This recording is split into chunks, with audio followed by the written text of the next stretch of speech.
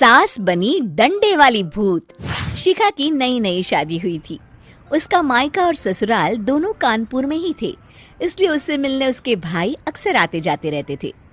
ये बात शिखा की सास मीना को बिल्कुल पसंद नहीं थी। मम्मी जी, आज राहुल भैया आ रहे हैं। कौन, तेरे चाचा का लड़का? जी मम्मी जी। अरे पर वो तो दिल्ली में रहता है ना? हाँ मम्मी जी, उन्हें कल सुबह दिल्ली के लिए निकलना है, तो वो आज मुझसे मिलते हुए कल सुबह यहीं से निकल जाएंगे। हमने तो धर्मशाला खोल रखी है ना। कुछ कहा क्या मम्मी जी? मैंने कहा हाँ हाँ, आने दे तेरे भैया को, जमकर खातिरदारी करेंगे। अब तो कुछ करना ही पड़ेगा, इससे पहले कि मेरा घर धर्मशाला बन जाए। ये कैसी बातें कर रही हो मीना? सच ही तो कह रही हूँ। अभी इसकी शादी को साल भर भी नहीं हुआ और आए दिन इसके घर वाले आ धमकते हैं। अरे तो क्या हुआ, वो इसी शहर में रहते हैं तो हाल चाल लेने आ जाते हैं। इस बार मैं उनका हाल और चाल दोनों ही बिगाड़ दूंगी। अब बहुत हो गया जी। अरे ये कैसी बातें कर रही हो, हे भगवान, बस आप तो देखते जाइए। शाम को राहुल आता है। नमस्ते आंटी, कैसे हैं आप लोग? हम लोग तो ठीक है, तुम कैसे हो बेटा? मैं भी अच्छा ही हूँ आंटी। बस आज रात के बाद नहीं रहोगे। चलिए भैया, मैं आपको हमारा घर दिखाती हूँ। रात में खाने के टेबल पर शिखा, रोहित कहीं दिखाई नहीं दे रहा। जी भैया, वो ऑफिस के काम से बाहर गए हैं, कल शाम तक आएंगे। अच्छा अच्छा। बेटा, क्या तुम भूत प्रेत में मानते हो? नहीं नहीं आंटी जी, पर अचानक आपको ये ख्याल कहाँ से आ गया? पता नहीं क्यों, कभी कभी मुझे लगता है जैसे रात के समय बैठक में कोई घूमता रहता है। ये आप क्या कह रही हैं मम्मी जी? हाँ, तुम लोग घबरा ना जाओ, इसलिए मैंने आज तक इस बारे में कुछ नहीं कहा। ये आपका वहम होगा आंटी जी, ऐसा कुछ नहीं होता। हो सकता है। चलो अब मेरा सोने का टाइम हो गया है तो चलती हूँ मैं।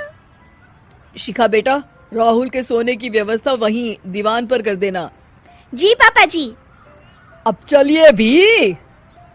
अच्छा, तो बैठक में सोने वाले हैं साहबजादे। क्या बड़बड़ा रही हो? कुछ नहीं, आप सो जाइए। मीना और महेश के सोने के बाद शिखा और राहुल आपस में बात कर रहे होते हैं, तभी डोरबेल बजती है। अरे आप! सरप्राइज! काम जल्दी खत्म हो गया तो मैं आज ही चला आया। ये तो बहुत अच्छा किया। देखिए राहुल भैया भी आए हुए हैं, आप दोनों का मिलना भी हो जाएगा। कैसे हो रोहित? मैं तो ठीक हूँ भैया। शिखा, मैं भी आज यहीं सो जाता हूँ, राहुल भैया से बातचीत भी हो जाएगी। अच्छा अच्छा, ठीक है। मीना आधी रात को उठती है, कंबल मुंह से पैर तक ओढ़ के डंडा लेके बैठक में आती है और देखती है दीवान पर चादर ओढ़े कोई लेटा हुआ है। देखो तो कैसे मजे से सो रहा है बहन के ससुराल में। मीना ताबड़तोड़ 4-5 डंडे मार देती है। अरे मर गया, अरे बचाओ बचाओ, कौन है? मीना जल्दी से अपने कमरे में भाग जाती है। हे भगवान, ये मैंने क्या किया? ये रोहित कहाँ से आ गया?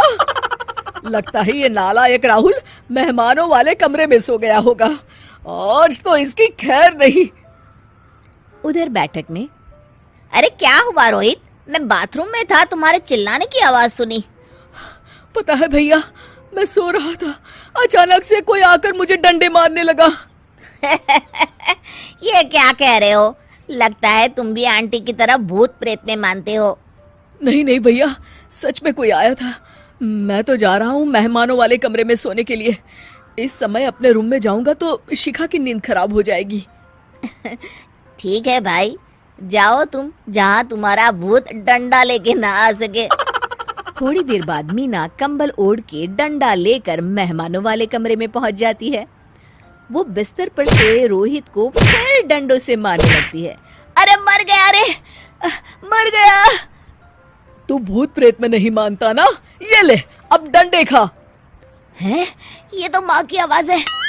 रोहित कंबल खींच देता है। बेटा तू! अरे ये क्या कर रही हो माँ? मार मार के मेरा भरता बना दिया आपने।